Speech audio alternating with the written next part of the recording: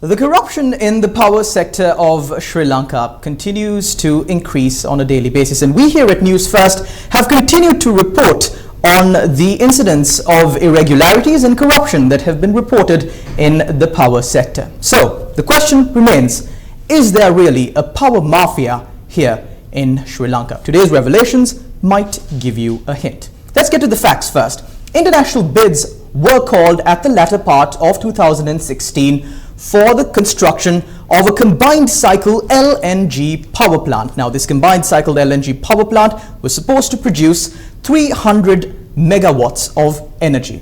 But the question arises when, incidentally, tenders were called by the Ceylon Electricity Board. The tender requirements were decided also by the Ceylon Electricity Board. A bid was put forward by LTL, which is incidentally a subsidiary of the Ceylon Electricity Board. What are the issues in this transaction? First, there's a conflict with the national procurement policy, but the main problem here, the main focus of the issue here is the conflict of interest. Taking you back to the previous slide, the tenders were called by the Ceylon Electricity Board, the tender requirements decided upon by the Ceylon Electricity Board, and a bid was put forward by LTL, which is also a subsidiary of the Ceylon Electricity Board. There is a clear conflict of interest issue here in this transaction. Moving on with the issues, 8 companies submitted bids for the construction of this LNG power plant, but only 1 company fulfilled the minimum requirements of the tender, and that is a South Korean company, namely Samsung.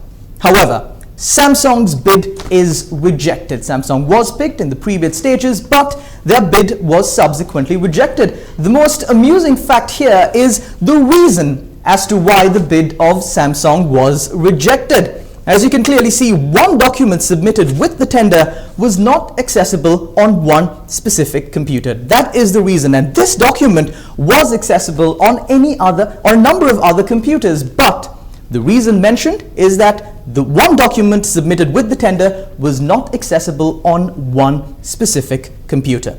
Moving on with the facts, Cabinet changes the CAPC, which is the Cabinet Appointed Procurement Committee, and tenders are once again called from the remaining bidders. However, Samsung, the 1 company that fulfilled the minimum requirements in the initial tender process, is not allowed to bid. This finally results in LTL and a Chinese company being selected for the construction of this LNG power plant. Now, this has given rise to an array of issues, and once again, I direct the question to the general public of this country: is there a power mafia here in Sri Lanka? Against such a backdrop, a media briefing was convened at the Ministry of Power and Renewable Energy today to inform the public of the prevailing issues that have arisen in the local power sector. Social activists have been given the opportunity to inquire into irregularities and corruption activities at the Ministry of Power, Energy and Business Development. Minister Ravi Karunanayake stated that a 5-member committee has been appointed to this regard. The committee includes the convener of the Anti-Corruption Front, Venerable Ulapane Sumangala Thera, President of the National Movement for Consumer Rights, Ranjit Vithanage, Attorney at Law Pradeep Pereira, Nihal Kiriyala and Vimukti Dushanta.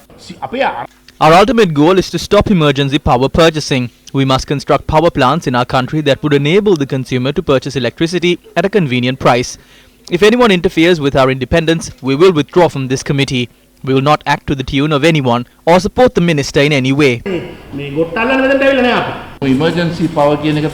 term emergency power purchasing is being condemned. The minute someone speaks of emergency power purchasing, it's being subject to commercialization.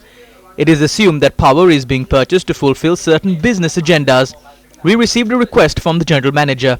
The request stated that as usual, we will face a power shortage. Even we looked into this matter. There have been power shortages for the past 15 years. We did not wait until the last week. We put forward this request 2 months before. President Sirisena then asked whether 21 days should be given. We agreed to this. We wanted to be transparent. Look into this matter and identify whether any irregularities or corruption has taken place.